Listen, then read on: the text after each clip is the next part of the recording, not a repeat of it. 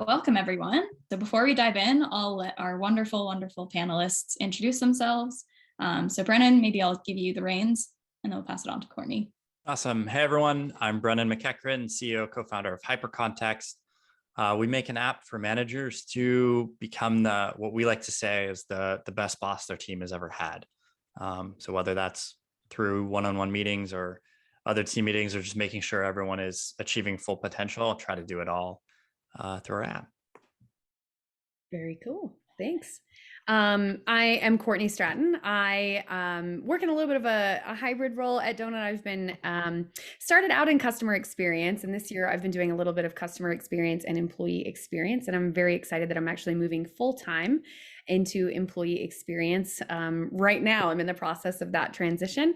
And so if you've never heard of Donut before, I'll tell you a little bit more about it, but in a nutshell, we are an app currently on Slack that helps people connect for different serendipitous occasions. It could be, for virtual coffee, it could be for peer mentorship or DEI, learning and development. And the goal there being like strengthening relationships and building those networks within your organization. So that's a little bit about me. Thank you both for those introductions. And then finally, before we dive in, just kind of what's on the agenda today. The two really big themes that we're talking about is first and foremost, how to make work interesting for your team. And the second big theme is how to manufacture and create spontaneity at work. And again, we'll go into the Q&A shortly after. So kind of kicking things off around the topic is that, we recently surveyed over 600 people in tech. And one of the questions we asked was, how long have you been at your current company? And over 30% said that they've been at their current company for less than a year. And so kind of going back to the great resignation that's been going on, this is continuing that theme. And so kind of diving in a little deeper, of the people who said that they've switched companies in the last year, 34% mentioned that they've applied to an external job posting in the last 6 months. And the top two reasons were that they were both ready for something new and because there just weren't enough growth opportunities available. And so to kind of, put it simply, bored people quit, whether work's gotten too monotonous or there just aren't enough growth paths or any at all for your team. When people are just kind of going through the motions of the day in and day out, they're going to find something new that gets them fired up about the work they're doing, that gets them excited to get out of bed and go to work. And so kind of kicking things off here to Brennan, how do you tackle these things? How do you make sure that work isn't boring and that you can actually retain your team? I think the answer is pretty simple, right? If bored people quit, then let's make work interesting, right? And so my goal here is to walk you through some of the science of what makes things interesting. And then we can talk about how we can apply that in the work setting and how that's applied in some other settings that you maybe encounter in your everyday life. And so when you encounter it the next time, you'll be able to see it. And that might inspire you to bring some of these tactics to work. Hiba already brought up our survey. I will add a little bit to that. We asked a similar question to what we asked everyone here. What are the top 3 factors that contribute to staying motivated at work? And the number one result, over 300 and something responses there, says fulfilling and challenging work. So ultimately, I think that's what we're trying to get at, especially when we talk about work. I'm going to start on puppies. So I'll come back. I promise this will come full circle. What is more exciting to you, office dogs or office puppies? Fill that in. Hopefully it doesn't take too long. And for those that want to know more information about the dogs, you can see. This is actually my dog. This is Jack. He has his own Instagram page. Those are 2 photos of him, one when he was a puppy, one when he is what he looks like now. So when we talk about work, I think there's a couple bits of boring things. I'm going to get the boring things out of the way and we'll come back to puppies. But when we talk about work, there's a couple pieces of science about humans that I think is really interesting. So I'm going to bring up a couple of them. The first is BJ Fogg's model of behavior. And ultimately, I think what we do at work, a lot of it can be described as behaviors. But there's a couple things here that are really important. The behaviors that you want at work, both out of yourselves and out of your team and out of your entire company, in a way are motivated and controlled through certain processes and people and triggers. To quickly walk you through this is in a way a formula in order to get the behavior you want out of a human effectively. It starts with motivation. Is the human sufficiently motivated? Are you sufficiently motivated to do said task? Do you have the ability to do the task? And is there a prompt? I think the old version of this said trigger, they've changed it to prompt. So do you have sufficient motivation? Do you have sufficient ability? And then is there a prompt to actually get that done? Oftentimes, I think managers take on the role of like prompter in chief, and sometimes that person becomes known as the micromanager if they're just prompting. But a couple of things to think about. Ability, there are tasks that are hard to do, tasks that are easy to do. The harder the task is, the more motivated you have to be in order to get that done, right? The easier it is, the less motivated you have to be. But anything in the upper, I don't think you can see my mouse, but anything in the upper right there, successful prompts, successful triggers succeed when you are prompting someone to do something where they have the ability to do it and they have motivation to do it. So that's part A. Part B is, I think with work, is it's not just doing one-off tasks. Many times it's about the habits at work, right? It's about creating these habits of high-performing teams, creating these habits of hitting goals. As you go through the typical work week or the typical work month or the typical work quarter, oftentimes these things are cyclical. So you might ask someone to do something once a week. They might have enough motivation to do it the first time. As the weeks roll on, as the days roll on, their motivation might wane, right? Similarly, their ability might increase.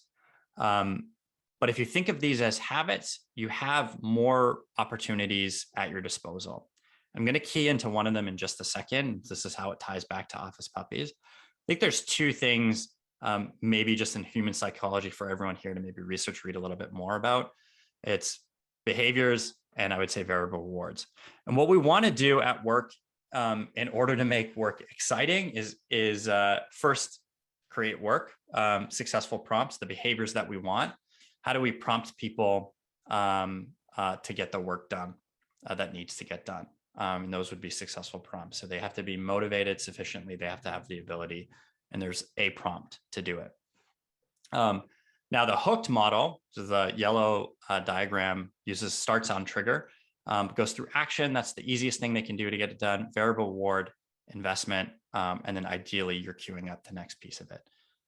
Work is really a combination of a couple of these things. What we're trying to optimize when we talk about successful work is these successful prompts. But I want to key in just a little bit as we talk about making work exciting and motivating is the variable rewards. So we're going to zoom in on that bottom right corner of that hooked model for a second. So there's something I think that's really surprising about rewards. And often I saw a lot in HR, often we talk about rewards at work, monetary gift, whatever. I think something that is unique or surprising perhaps is that the reward system in most animals activates with anticipation. This is something that when I learned it, I was really surprised by. We're not actually activated with dopamine and excitement on receipt of the reward. It's on anticipation of the reward. And I think that really changes how you view some of these things. And in fact, when you actually get the reward you've been desiring, your brain calms down. It doesn't really care about it, right? It's that anticipation, right? If you think about the holidays are coming up, as a little kid, it was ripping open the presents was maybe more exciting than having them opened in a pile somewhere and just playing with one of them, right? It's the act of what is it going to be that's really exciting. Now, we're humans, we're flawed. Businesses have, since probably the dawn of time, taken advantage of this. I think the easiest one to think about are casinos. You literally can't make a more boring machine. You pull a lever, numbers spit out, right?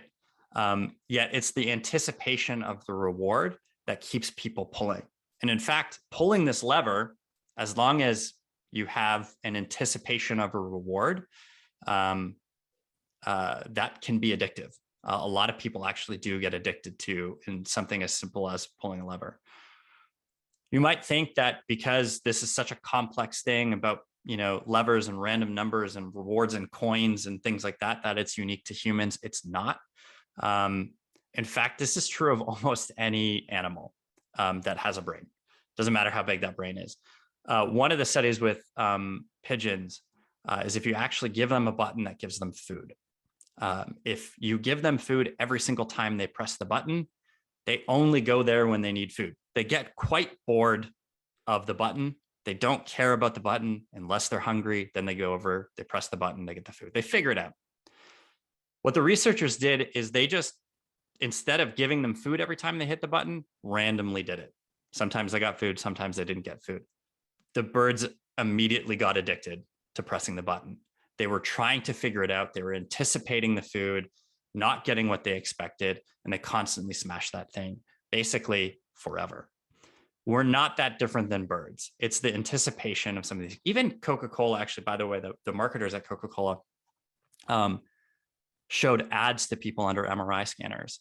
And they found, you'll notice this a little bit in soda pop commercials, that the anticipation of the bubbles is what people were really excited about when drinking Coke, not necessarily a flavor. I couldn't even tell you what Coke tastes like, but I know that fizzy sound. I know what it feels like when you drink it. And so you'll see this on every single commercial from now on. The fizz is the loudest part of the commercial. The bubbles on the side is the loudest part of the commercial. The variableness, all of this is to say the variableness is really, really important, right? It's not that rewards work. It's that the anticipation of the reward, getting a good one, not getting one, is really, really important.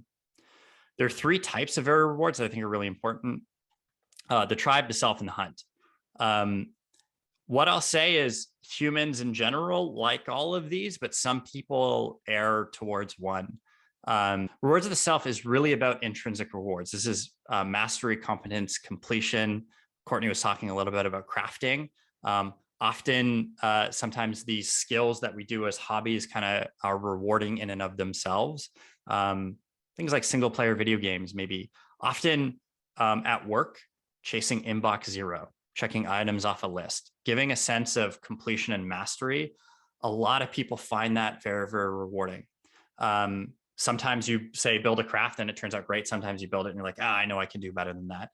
It's really the search for these types of things can sometimes be incredibly rewarding in and of themselves. So if there's a thing at work, a task at work that can be completed, that you can generate competence and can be mastered, some people might find that really rewarding just in and of itself. Rewards of the hunt is really about searching for material resources and information, things that typically you would say things that satisfy basic survival instincts, things like perhaps cash or information. Casinos kind of tack onto some of this stuff, right? Pulling the lever, you get cash. That's great. I would say arguably places like TJ Maxx or Winners, if you're in Canada, you're out there hunting for like that great deal, that great thing you can bring home. Online, places like Pinterest, why do we keep scrolling? We're hunting for that beautiful thing that we're looking for. I joke around about TikTok a lot. TikTok is finding that hilarious viral thing right before some of your friends. Twitter for information. Naturally, certain things are the pursuit of, and in a lot of those cases, whether you get it or don't get it in and of itself, the variableness of that reward can be inherently exciting. Often I would say salespeople tend to get excited about hunting down and getting that deal or not getting that deal. It's the variableness of getting the deal that tends to be exciting for them when they do get it. And then rewards of the tribe, I think, are really important. We're social creatures. We're fueled by connectiveness, especially with other people. And so stuff that satisfies our social needs to make us feel more important or accepted in our group or community, people tend to be really rewarded by these. So if you look online, it's the likes and the shares and the comments on Facebook and Instagram. It's also things like holiday cards that appear. Courtney mentioned a really great word with human connectedness is like a serendipitous connection, right? It's that every once in a while, there's something really magical that happens. And it's that magical moment that sometimes leaves you craving and wanting more. The one thing I'll say about these types of rewards, they exist, and just Google them for a couple tips, but it's that the sense of autonomy is kind of a requirement for repeat engagement. So if you don't feel autonomous in getting these rewards, they're not necessarily rewarding. So you have to not only maintain the interest in chasing of some of these rewards and the variableness of the rewards themselves, but also that they're achieved by the person, they're autonomous. And that's really what gets them coming back for more, or people coming back for more. So I have a couple examples of things that you can find in everyday work that are variable, that tend to make work more exciting for those achieving them. An example of one I think that's pretty common, especially for those in the sales profession: bonuses after you hit quota. Arguably, quota can be reward of the self. You hit what you've attained, what you wanted to attain. But once you've attained that, you will and can exceed and get even more, right? So quota salespeople, typically you'd say reward of the hunt. Encouraging mastery. Sometimes you hear things about 10% time, 20% time, letting people chase down the exciting projects that they want to master, they want to go deep on, they really want to scratch that itch that they've had. Finding your best friend at work. I'll queue up some of the stuff that Donut's going to talk about, but finding your best friend at work can really be rewarding. You get rewards just by having empathetic joy, by having that companionship, and in some cases, having some friendly competition as well. One example, I think, that combines a couple of these that we do at Hypercontext is this thing called the Narwhal Award. It's basically an employee of the month, except it's judged by the current holder of that award. So even though I'm the CEO, I have no say in how this award goes. The current holder gets to choose the next holder of the award. They also get to edit the rules. So anyone who gets the award can change one rule on the rule list. And I think it's really rewarding because it's variable. The people can choose whoever they want to choose. It's also peer recognition. The rules can change every time it happens. It's a little bit different every single time. So there's little fun things that you can do to tap into each of these. Okay, we're coming back to office puppies and dogs. So those who picked puppy, you're right. The difference is stark here. The dog on Instagram got 10,000 likes. Sorry, the puppy got 10,000 likes. The dog got nothing. Like, who cares about this dog, right? There's, I think, two things there that are interesting. One is that us as people like puppies more than we like dogs, right? And everyone knew that. But often it's because dogs are pretty predictable, right? They kind of fit within your mental model of what a dog is. Puppies are variable. They're wild. They're chaotic. They're learning how to walk and bark and do everything. And they're just cute because they're so unpredictable. It's the anticipation of something goofy sometimes that's really exciting about office dogs. The other thing that's really interesting is the difference between these two photos is about 3 years. And I posted these to Instagram 3 years apart, but I posted hundreds in between, all chasing that social reward of maybe 10,000 people will like my dog again. They haven't. I'm still doing it, right? Why? I don't even know. Social rewards, right? It's the variableness of it that keeps me coming back.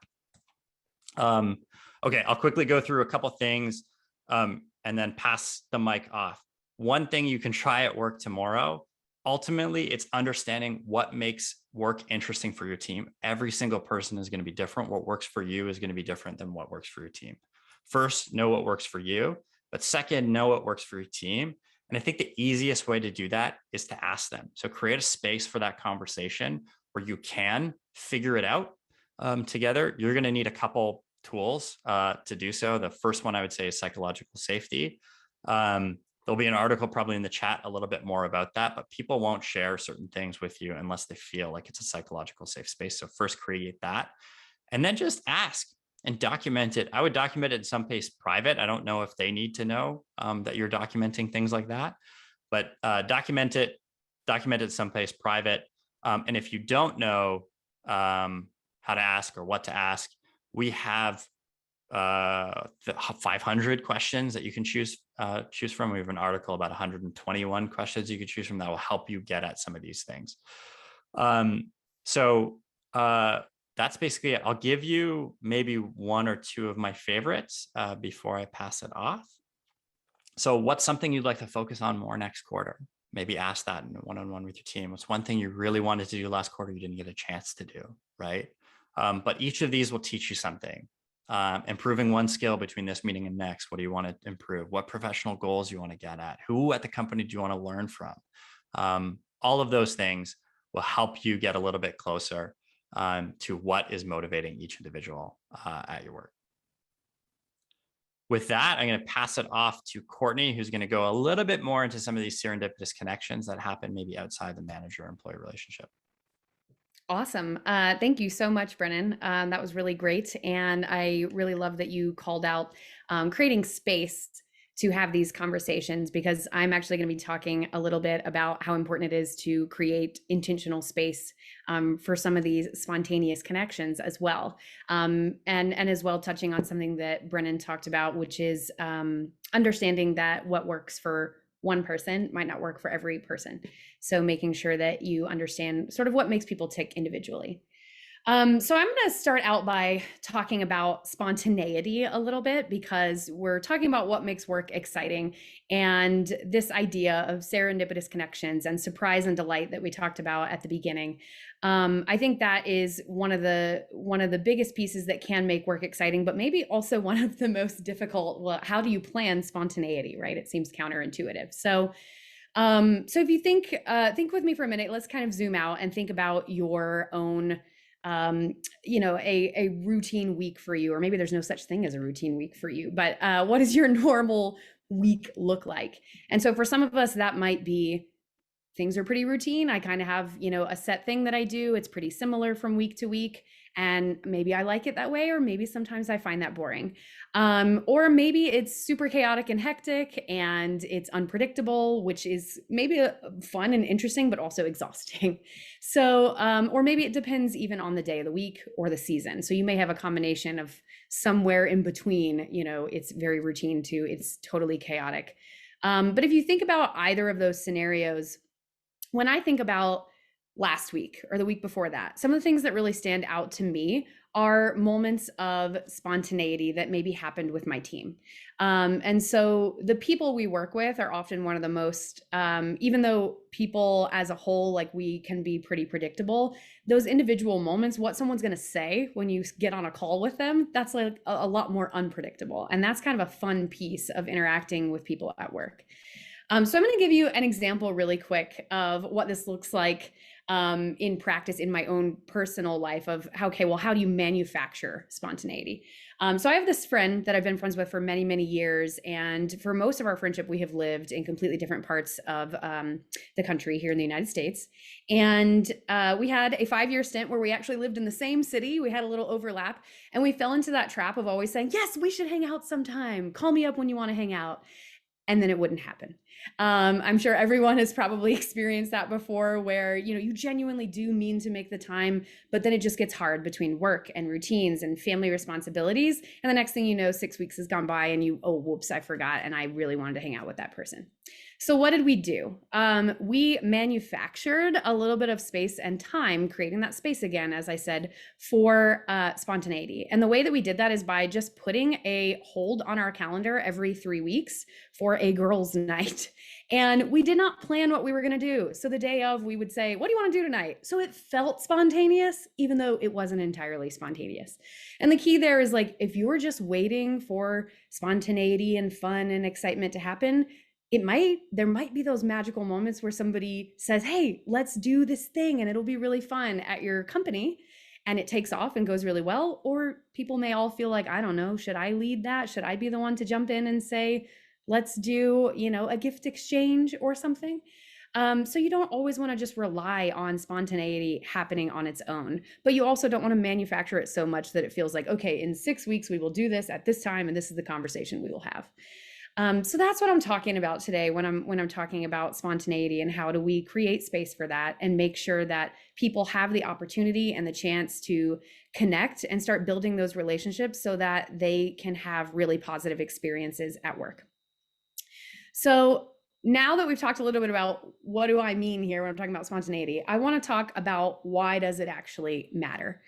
So this unpredictable element here, can be influenced by friends that you have at work. And so we've got this poll asking, do you have a best friend at work? It's just a yes, no question. Let us know, answer that poll real quick. Because what different studies have found is that if you are connected in some way, if you have a best friend at work, if there are certain people who you interact with a lot at work, it has a huge impact on your overall experience. So why does this matter? You know, you might say, okay, well, you know, adding a social connection once every 2 weeks and saving that time on our calendars sounds nice, but you know, I don't know if we have time for that. It can kind of feel like extra. But as you'll see here, the stats we actually have on the slide, it can lead to increased productivity when you are allowing people to make that time to make those connections and start building those relationships. Two that I want to call out that I really love here. The bottom right, you'll see from Gallup, employees who have a best friend at work are 7 times more likely to be engaged. That's huge. And then on the left, I love this one. So you're racking your brain. How do we get people to stay? How do we get them to stay engaged at work? People that we interact with on a day-to-day basis have the potential to increase our happiness as much as earning $100,000 more per year, which also means that the people we interact with have the ability to decrease the way, you know, the positive feelings that we have at work. So we want to be creating opportunities for those positive interactions to be happening so that people don't feel lonely, they don't feel isolated, they don't feel left out. And so chatting in a human way can really refresh you. It can help bring that excitement back in so that you don't feel burnt out. You know, we've been talking about burnout a lot. You don't feel dead at the wheel. And ultimately, when you're looking at stats like this and you start seeing that people feel not only connected to each other, but connected to the work they're doing, because I know Alex in the marketing department. As a friend, I actually know her and I know some things about her and I'm excited to get to work with her and I'm rooting for our projects to succeed. You start to see the return on investment of actually doing these types of programs that will create time and space for people to build relationship. So I want to talk a little bit more about, okay, well, what do these programs actually look like? Because I recognize that, you know, maybe you've thought about this, but you haven't thought about how do we structure something like this? How do we build it into our own organization? And, you know, I was taking a look at the poll and I see that, you know, we have a pretty interesting split of some people who are like, yes, I definitely have a best friend, and some people not yet. So there's opportunity here to create those relationships for yourself, but also for your whole organization. So I've got a couple best practices. I'm going to give you some examples of programs, but to start, let's just start with something really basic, which is one of the examples that people come to Donut for often when they are first starting a donut program for the first time, or maybe you are doing this on your own as well. And that is a virtual coffee buddies program. I think people naturally think of that because donuts and coffee make sense together. So let's say that you are doing a coffee buddies program and you're trying to figure out what are the best practices.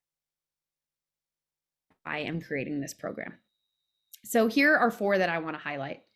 Also, I'm getting a notification that my internet connection is unstable. So y'all just shout me out if I start chopping up and I'll turn my camera off. But the first one is start with why and follow with how. And so for that one, what we're talking about here is that you want to make sure that you're not just handing people instructions and the mechanism and saying, here's what we're going to do, go do it. It looks like my stuff is frozen, so I just want to check in and see, can people hear me? All right, back. Yeah. All right, I'm back. Okay, sorry about that, everyone. Turn off the camera because I think that'll help. So for creating these connections, you want to start with why and follow with how. And so what that actually means is that you don't want to just give people the instructions and say, here, go do it. So let's talk about our Coffee Buddies example. Say you're going to start a Coffee Buddies program and you want to match 2 people, one from one department, one from another department, and you're going to do that every 3 weeks. And if you just go and you say, all right, marketing team is going to meet the engineering team once every 3 weeks, good luck. you're going to probably see some pretty, varying degrees of success with that. So you want to start with the why, and you want to explain why we're doing this. An example would be, hey, we've gotten some feedback that people are feeling a little bit disconnected. We know that the people in this office don't often get to meet with this one, or maybe some people are remote and some are in an office, etc. Give those examples of why you've decided to do it, and we want to create space for you to be able to connect and get to know your coworkers better. So now you've already got a little bit of buy-in, because they're like, oh yeah, you know what? I don't know anyone on that team, or I've never seen them in person before. Then follow with the how. And that part's really important too. So not only the mechanism, but also give them a little bit of constraint. Too much ambiguity can lead to, okay, now I'm here, I'm doing my virtual coffee, or maybe it's in person if your office is actually meeting in person, but now I'm sitting here with this person and I don't know what to talk about.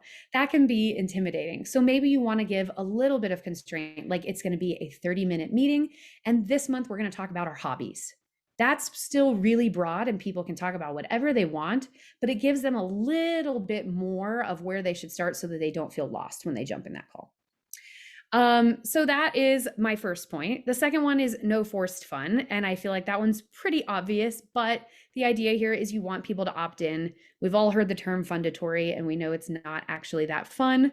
So if you are telling people, hey, you have to do this and you don't have an option, that's probably going to lead to some negative feelings. And also it may lead to a bad experience for people who are actually really excited about the program, because they might get, partnered with someone in the coffee buddies who doesn't want to do it. And now they don't really have as good of an interaction.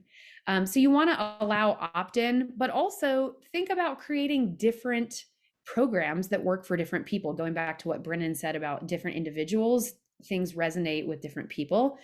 So for some people, that might mean asynchronous connection options, like a chat thread where everybody shares, a picture of their desk, and everyone just gets to connect and kind of see what their coworkers' little office area looks like. For other people, that may be actually doing meetings and getting to know someone on a 20-minute call. But making sure that you are accommodating different types of people and different tastes that they may have, so that no one feels like they're absolutely having to participate in a program that just doesn't really jive with them. So ultimately, on the no forced fun, the takeaway here is only the people who want to be there should be there. And the idea is, if you're really creating a space that is accommodating to different types of people, their reaction and excitement is going to be genuine, and it is going to feed into other people wanting to participate because they see these connections happening, and they're, maybe they have a little bit of FOMO, they're missing out, and now they want to join in. The next one here is be the change. So this is for all of us on the call. I know we have a lot of different people from different areas within your company, different departments, but no one is too big or too small to be impactful in changing a little bit of your company culture. And so if you're a leader in your organization, this can really mean that you are giving permission to participate by modeling that from the top. So, if you're a leader or an exec, join in with the programs that you're doing that are creating those social connections. If you are an individual contributor, you also can be a person who models behavior by suggesting ideas, game nights, programs, things that you think will be exciting based on conversations you've had with your teammates. Realize that sometimes you may be the one person on the team who knows so-and-so better than anyone else. And that's really valuable, because you might know that Brennan really likes games. And so Brennan would love a game night. I don't know if that's true, but now I'm curious. I got to find out if Brennan likes games. We got to plan a game night. But and then this last one is amplify advocates. So this is really about listening. Listen for what's already working in your organization. Support and signal boost. So if you hear that this department, this small team is doing something that's working and getting people excited, maybe they are doing, I don't know, some sort of show and tell once a month where they get together and they just show each other something cool. Maybe consider amplifying that and telling everyone in the company about it, and seeing if we can invite other people to join in as well. If you have someone who is a champion of a particular thing, like the person who always plans those game nights, or the person who loves coffee buddies and can't stop talking about it, give them a platform to talk about it. Let them give a little couple minute spiel at an all team meeting, so that this change is coming from all within the organization, and it can be bottoms up. So those are just a couple examples of some best practices there that you can use if you're starting to think about, okay, well, what type of program can I run? So now I'm going to shift gears a little bit. And I also want to leave you all with some ideas of programs that you could implement based on things that we've seen some of our own customers do here at Donut. And so the first one I'm going to talk about here is this Grassroots Connections program from Twilio. And ultimately, I know you see some screenshots here on the right. This was just an example of their program in Slack, what it looks like coming from Donut. So there's a connection happening there, and then they're being encouraged to meet. But ultimately, what happened here is that Twilio was a globally distributed organization, and they had some different teams doing some really cool connection rituals. Every team's connection ritual can be, very specific to that team. What works for one might not work for another. And what they found is that since each team had their own connection rituals, there were some really valuable learnings in there that could actually be spread across the organization. And I love this example here where they had an acquisition that happened where language barriers actually became an obstacle for them. And so they started an employee resource group and created a language learning channel in Slack so that people could be matched with other peers who either wanted to learn the same language, who spoke the same language, who were practicing it. And there are a variety of ways you could do that. It could be, we're going to match these people so they can practice together, or it could be just having someone else in your back pocket that speaks the language or who is learning the language with you so that you feel like you're not alone in this journey that you're going on. So that's one example there that I love from Twilio. Uh-oh, my phone's not muted, sorry. And then this last one here is Customer.io's OmniPost program. And so as part of their onboarding experience, there was an employee who thought it would be cool to do a get to know you game. And in a nutshell, it was just a gift box with local goodies. So sending someone a gift box that shares a little bit about your region, your location. And this employee gesture-led program led to a full tradition, a full-blown thing that they expanded to the program where now all of their employees opt in if they want to participate, and they give and receive. It's a little bit like a care package exchange, a snail mail exchange. They do it once a quarter, and they've even allocated budget for this. So it grew from, just one person saying, hey, this would be a cool get to know you game, to now them saying this is awesome and exciting, and it's a good way for people to get to know each other and start learning and building relationships, and learning things about where our different employees live and the types of things that they like to do. So those are some great examples of programs that you can run through Donut, but also things that you could opt to do yourself as well. So thank you all so much for allowing me to tell everyone a little bit more about these. Thank you both so much. I've learned a lot personally, which is awesome. And I'm hopeful and sure that everyone on the audience has also learned a lot today too. I love that there was so much action-packed advice as well. But quick recap on the partners. Hypercontext helps managers and their teams streamline objectives, meeting, and feedback into one workflow. And Donut connects individuals for serendipitous conversations that build trust, camaraderie, collaboration, and community. And so as that kind of happens, I'll start answering the first question.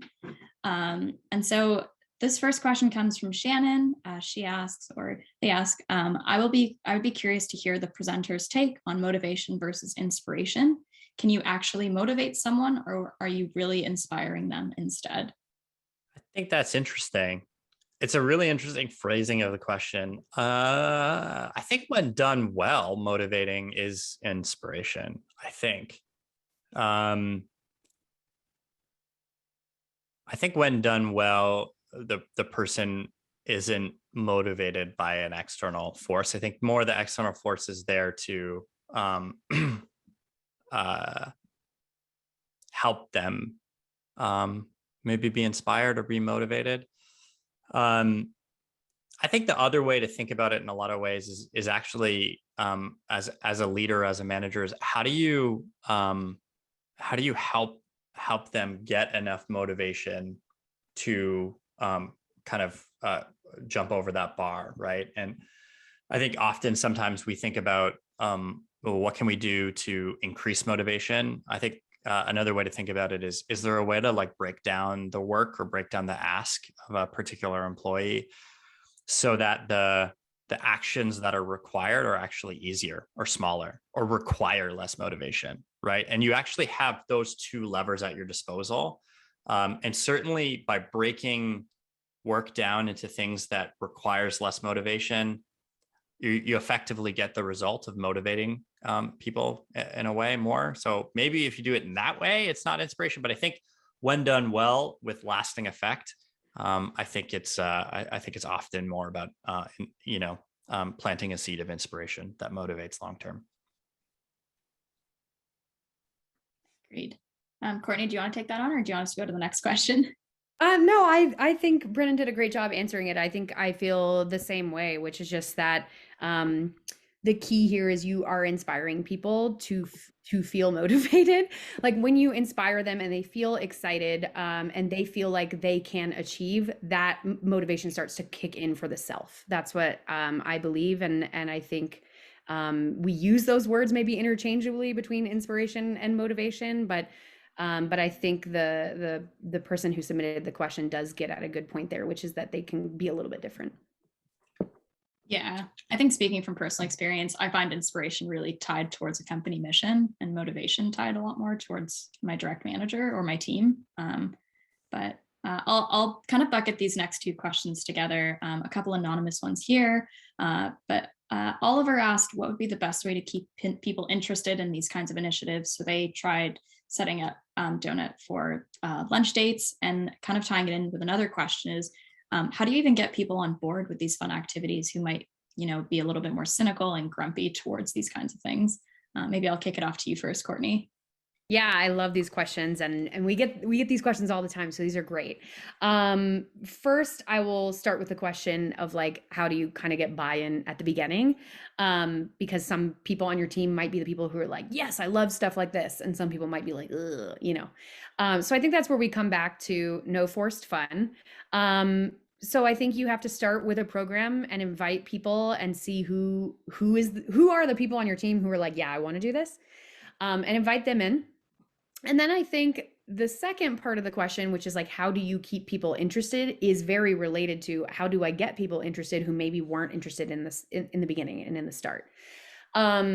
This varies a little bit depending upon who you're talking about. Like, are you trying to get buy-in from higher up in the company? Because that may be a little more around showing like the ROI of people building relationship. But if you're just talking about how do I get the people who are maybe a little grumpy involved in this program, I think this is about soliciting feedback. So find out from them what's not resonating about it. Just point blank ask them. You don't have to be like, why are you grumpy about this? But you could say, okay, I see that like this wasn't interesting for you. Is there a version of this that you would like? And just genuinely ask them. I think Brennan said something like that earlier in regards to asking people like where they want to go in their career. What do they want to be working on? I think the same is true for social interaction. Ask them what resonates. I know at Donut, we have some people who love games and some people who do not like games. So we have to make sure that we're providing opportunities for both of those types of people. It might not be one program fits all. For the last piece, and then I'll stop talking, of how do you keep people engaged with it? I think that comes back to every so often try refreshing it and like changing the purpose a little bit. So maybe for a while you were doing coffee buddies and that worked, but now maybe that's gone a little bit stale. So there might be something else you could try. It could be more anchored around a particular topic, like I was talking about earlier, like hobbies, movies, food, and cuisine. It could be like Ami's post thing where maybe we've got some budget we can allocate and people can do a little gift exchange or something. But also soliciting that feedback again and say, hey, I see all these people participated. I'm going to quickly reach out to them and find out how it's going, or what they'd like to see us do differently next quarter. So maybe you refresh it every so often, every 6 months or something. I think there's I'll just jump in with the cynical versus grumpy. I think I would almost like do a thesaurus check on grumpy and be like, what do we actually mean when we say grumpy, and just narrow it in. It could be just get people to have more sleep, but I think it's more skeptical, right? I think it's more that there's people who are skeptics okay, well, what are they skeptical about, right? Is it that they're maybe not motivated by some of these travel rewards, or maybe that they don't value some of those travel rewards over, say, rewards of self or rewards of hunt, right? And so there are things that once you can kind of dive a little bit deeper, then there are things you can do. And there's a whole bunch of ways of maybe making something more exciting, and certainly changing it up would do that. But I would also look at, like, what does it take to decrease the effort, even though like a tool like Donut actually takes away all effort, right? Like it tells you it tells you when to do it. It figures out your calendar. It pairs you with people. Like, takes away all effort. There's still kind of the opportunity cost effort, right? And I know for me, one of the things specifically with the Donut program that was interesting was my time is random. Sometimes I'm fundraising, sometimes I'm selling, sometimes I'm building product. Like, it's all over the place. And actually the fact that it was non-routine made it harder. If I could turn it into something that I would dedicate 30 minutes a week to, then it's actually much easier to put it into a routine, and it doesn't feel like as much effort or as much deviation from it. So there's a lot of different factors. I would think about what do you want to do to motivate people to do it, but then also what is at your disposal to decrease the amount of effort it takes for them to participate as well. Totally. Yeah. And I mean, Courtney, I like what you were saying as well around having guardrails within those conversations, because kind of going in off kilter, it could be a really awkward conversation, especially if it's someone that, you might not necessarily have the most in common with. That's kind of like a shared goal you have within that call. And I'll also say with Brennan, working at Hypercontext, there's some things that we've kind of transitioned from in office, like singing happy birthday to people. That is just an absolute train wreck in a remote world. Everyone's off tune, everyone's like at different paces. And it's something that when you talk about it to external people, it might feel like, why are you doing this? But I don't know, there's been so much buy-in as a result of being inspired by, I would say, our co-founders and by other senior leaders, that it does make those things that might feel weird and not fun actually like a lot of fun that people look forward to. You just get to celebrate someone else on the team. And so I guess my small piece of advice based on my own experiences with great leaders is just try things out, similar to what Courtney was saying. Things might surprise you that you might think won't absolutely work, and they really do. And it's really joyous as a result.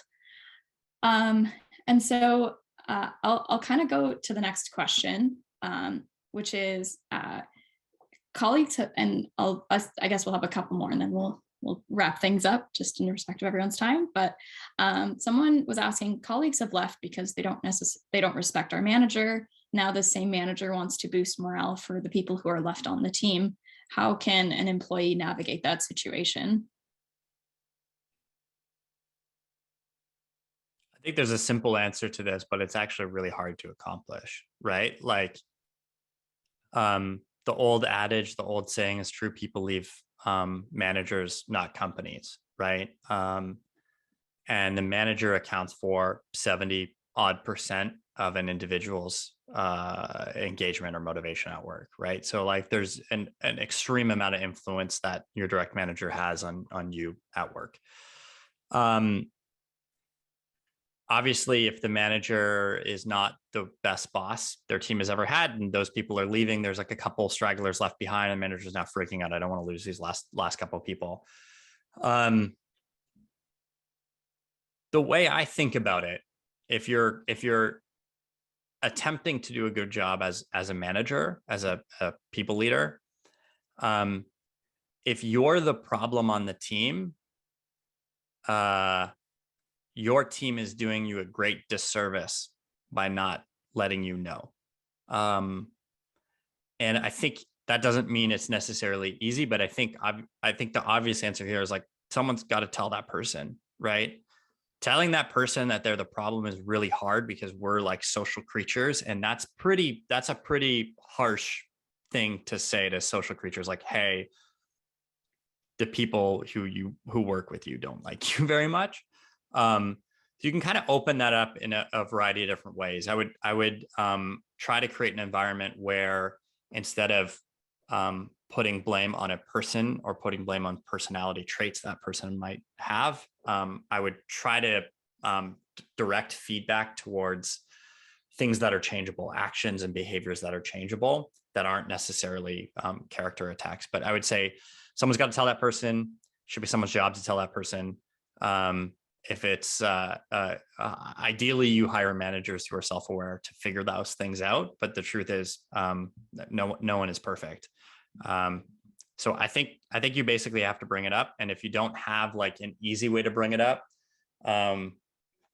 sometimes surveys can be really helpful, but ideally you get an exit interview that gives you a little bit of data and say like, listen, hey, here's what we learned from an exit interview on this particular person. But I think you've basically got to coach and train your managers way more than you would coach and train your employees, because they're the multiplier effect on your team. I think the truth is we do a really bad job of coaching and training our managers. So I think step one is bring it up, as freaky as that is. Yeah, and I agree with everything you said, Brennan, and I'll just chime in as well to say that since I don't know this person's particular situation and how they are interacting with this manager, empowering managers to be better managers is, a critical part of any company, but depending upon your role, I know that can look a lot different. And one of the things I would say is, if there is someone in the company, I'm going back to friends and best friends again, but if there is someone in the company who is really close to that particular person who's a manager, maybe there's a way that they can also be pulled in to help break the ice on that conversation as well, because sometimes it's easier to open the door to a difficult conversation with someone that you have a really good relationship with. So I saw some people talking about creating psychological safety, and I totally agree that if the employees need to be able to open up and say, hey, here's what's working or not working for us about, your management style or the way that we run things on our team, that's going to be hard if that psychological safety hasn't been created. So that's definitely something you'll want to focus on. But I also know that takes time and is maybe not something you can do right now. So maybe one thing you can do is lean on someone who already does have a little bit of that relationship with this person. I think just to quickly add to that, like this is most hardest to do when it's like founder CEO, right? Like it's hard to do when it's the top of the org chart is kind of the problem. If that's not the case, put in skip level one-on-one meetings, maybe quarterly, and just have leadership at your company kind of skip every quarter, skip the manager and go to the ICs, ask them a whole bunch of questions, gather data, do a bunch of stuff just about everything at work. Some of those probably will lead those leaders to kind of put two and two together and say, oh, actually, there's a coaching moment available to the manager that's in between. And I think that's the best way to get and stay ahead of some of these things. Otherwise, like a lot of your data is almost going to be like too little, too late, right? Like you're getting some of that data at exit interviews or when people are disengaged. And then it's really hard to fix it and re-engage those people. So try to put that in place. I know as a CEO founder, for those who've never worn that hat, the board of directors, one job, we always say they have one job, and that's to hire and fire the CEO. And the most common pattern for firing the CEO is when good people start to leave, from every board member who's ever been on the board. So something to think about, right? Like if you are willing to invest in people's careers, if good people start leaving, I think you're doing a great service to that, or a great disservice to that person, if you're not investing in their growth, to adjust their style and patterns to keep great people. 100%. Thanks both of you. I'll ask one final question and then we'll wrap things up because we've just hit time. But Isabella is just asking, there's a big shortage right now in talent. A lot of people are obviously turning over, especially through just this year in general. A lot of people are realizing they want to switch jobs for whatever reason. And it's even particularly harder for tech-focused teams to hire and retain that talent. So maybe if you can both just share one final piece of advice to better engage or retain your team that's currently existing, we'll kind of end off on that note. Well, I am gonna say something that probably won't surprise anyone, but I just think incorporating a more human element at work. Lots of teams are going through hypergrowth and scaling, and it's a very busy time. And we've talked all about productivity and burnout over the last year and a half or so. And so I would say, remember that your people are human and they need those opportunities for excitement and play. So I would focus on, what's one thing, even if it's just one thing that we can add to our culture next year that makes people feel a sense of belonging, warmth, happiness at work, because that's even harder if you are working in a hybrid or remote setting. And so just making sure that you are bringing the focus back to that human element and soliciting that feedback of what people want, what would make them feel like they belong at work. We'll go down to like some of the basics here, right? Like we've said, people quit, managers, not companies. So I would start with thinking about, do you have managers who are kind of worthy of in-demand talent, right? Best talent in the world. They can go work anywhere. Do you have managers who are worthy of that? If not, invest. I would think the easiest way to think about some of these things, similar to what Courtney was saying, is when they're in demand, right? Another way to think about it is they're highly sought after, they're highly valued. And I would make sure that the managers genuinely value them. And I think that's key, right? That they're valued in ways that's appropriate. I don't think it's always coming down to pay. I think you've got to pay something that's fair. But there's other ways to value people. I think caring about them is, a lot of people consider that valuable. I think investing in showing that their work has impact, or creating avenues in which they can have outsized impact at your particular company. I think a lot of times, particularly in tech, we get caught up with these headlines and stories of, oh, Facebook just hired this person straight out of school for $500,000 or something like that. And how are we ever going to compete against those rates and things like that? Yet people are quitting Facebook every single week and going to work at their own startup for $0 a year. There are things that people value outside of just cash compensation. And for many of the best talent, it's impact, it's pursuit of skills and mastery and companionship, everything, right? So I would start with just really basic things, right? Like start with does their manager value them? And I think that's worth investing in if you don't know the answer to that. Awesome. All right. Well, 2 really great notes to end on. Thank you so much, everyone, for joining us today. Thank you so much, Brennan and Courtney, again, for taking time and putting together such thoughtful presentations.